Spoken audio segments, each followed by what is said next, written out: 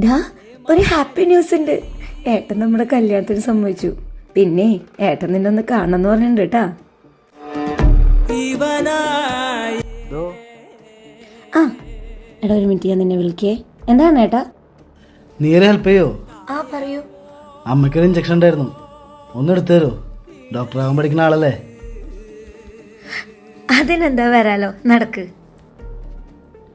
ഏട്ടാ, ആ ജാനകിയർത്തിക്ക് ഒരു ഇഞ്ചക്ഷൻ എടുക്കാണ്ട്, ഞാൻ ഒന്ന് പോയി എടുത്തിട്ട് വരെ.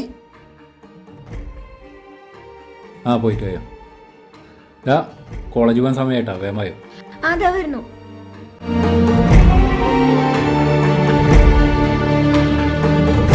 ഇഞ്ചക്ഷൻ കൊടുത്തിട്ടുണ്ട് കേട്ടോ. കൈവിടറാ. നീ എങ്ങനെ പോവല്ലേ? കൈവിടാന്ന് പറഞ്ഞു.